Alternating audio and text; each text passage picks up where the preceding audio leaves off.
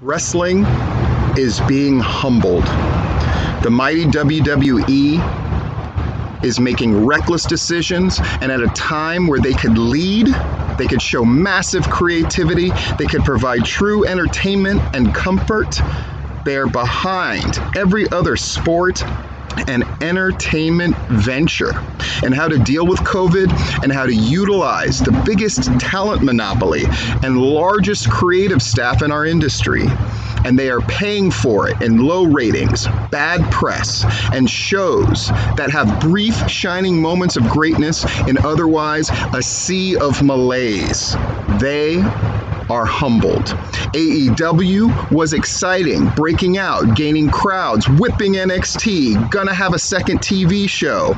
Now they're dealing with a series of unforced errors, stupid, avoidable injuries, a dwindling audience, the feeling that they need adults in the room, and the general feeling that they are in a holding pattern when they should be skyrocketing, and that their whole venture feels far more fragile than it did at the beginning of the year. They too are humbled. The NWA was riding high. The people that loved them. But early signs of arrogance have now given way to the truth that I've been saying all along, that having Dave Lagana in charge of most everything was a horrible way to go, and the initial good feelings and well wishes have now given way to will they be back? And does it matter if they do? And it's their own fault, because we haven't heard nary a peep from those three letters that used to be the North Star for our business, but now either elicit a gallows chuckle or an unknowing shrug. They are humbled. Ring of Honor used to be that group. I want to wrestle for them, the boys would say. This is where wrestling is going, we would think. Now, it truly appears to be the case, but that ain't a good thing anymore. This is where wrestling is going. No star power.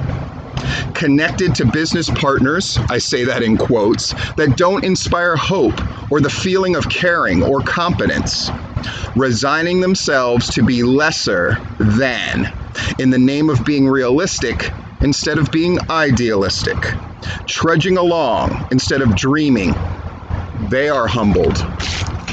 MLW is doing what they can. They're making the smart, practical, and responsible choices. Are they really going to be a thing, though?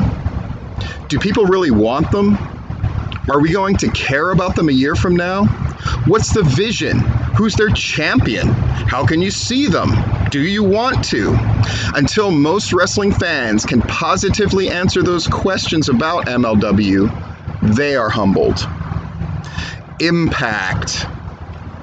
But they're really good. You should watch.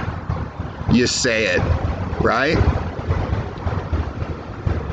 The speaking out movement took a bigger chunk out of Impact than anyone. But when you think about it, they were born TNA. So lame. They've done great things, they've had great wrestlers, they've had great matches, and they've also done some of the most embarrassing stuff going in wrestling. Sometimes it's, oh, they're still there.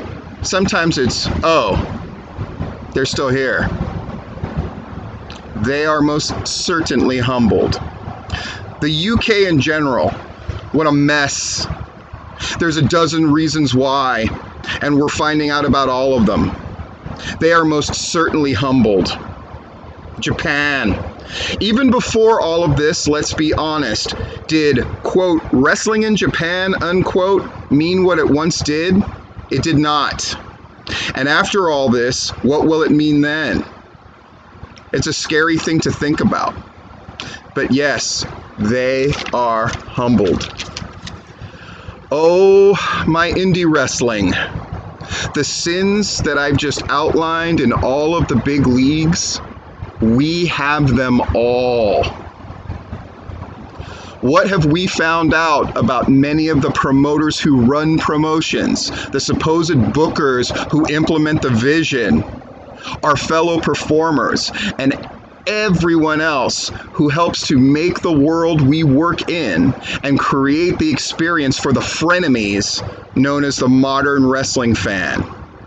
In many cases, we found out that people in wrestling are dumber than we thought, more ignorant than we thought, more obstinate than we thought, more sexist than we thought, more racist than we thought, more fearful than we thought, less caring than we thought, less qualified than we thought, more twisted than we thought. We found out, in short, that wrestling really is a microcosm of the states, the society, the country, and the world at large.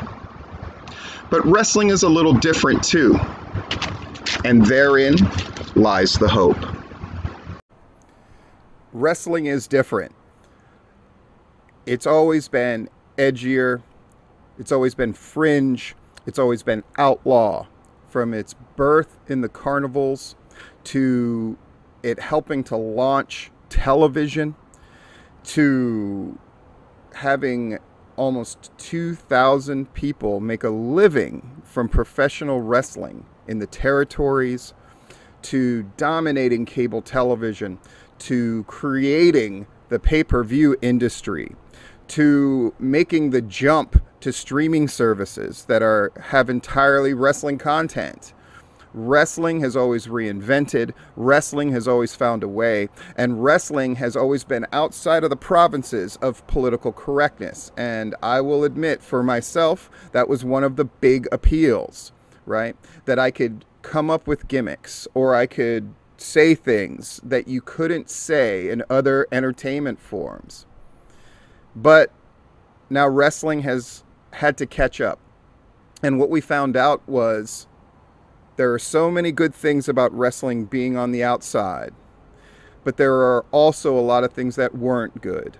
And as things have gotten uncovered, this wall of silence that wrestling has always built around itself, which we used to call kayfabe, and now we just call not mattering as much, if we're being honest. It came with a price.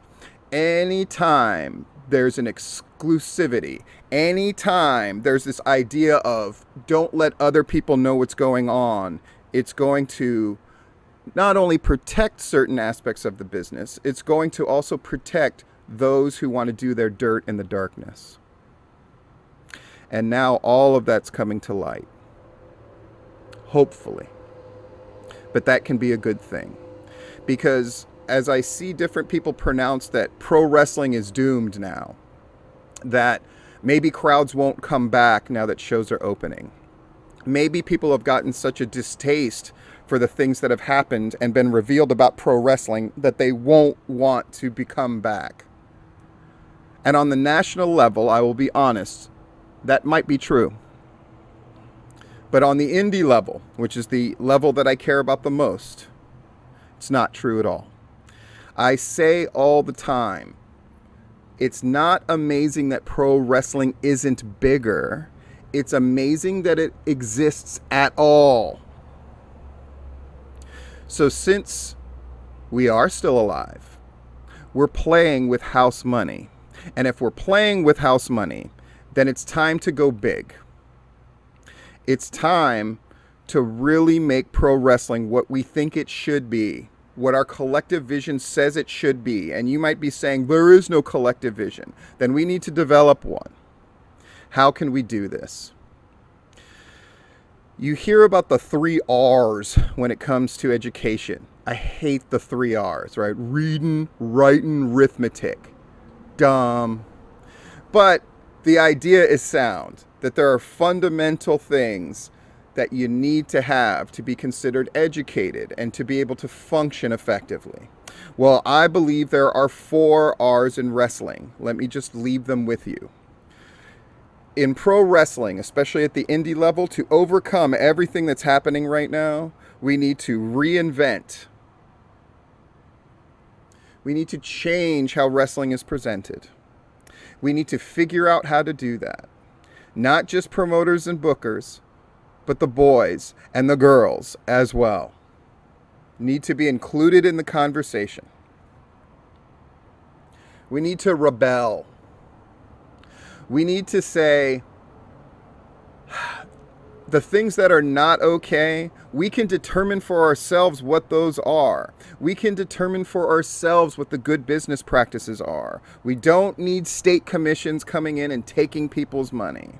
But we no longer need to tolerate the insidious behavior of trainers, bookers, promoters, our fellow wrestlers. We don't need to have this victim and victimizer mentality that's taken over wrestling, where we look at our audience as suckers and we look at female performers as potential sexual conquests, and we look at the boys, if you're a promoter or a booker, as those pains in the asses that you have to deal with and manipulate to get what you want.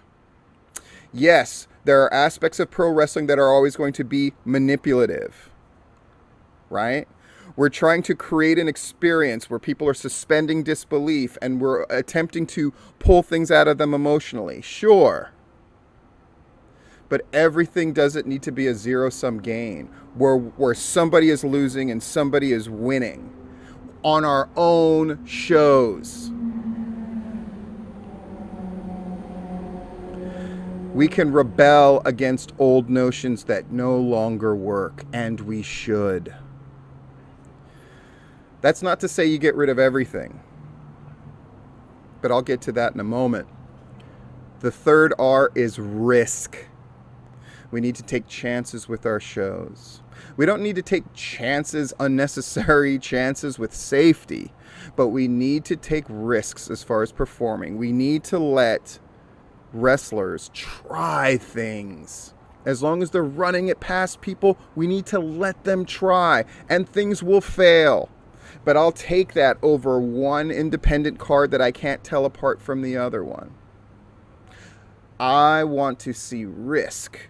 I want to see chips pushed on the table. And yes, sometimes you'll lose all of those chips, but it's wrestling. You can reinvent and come back again.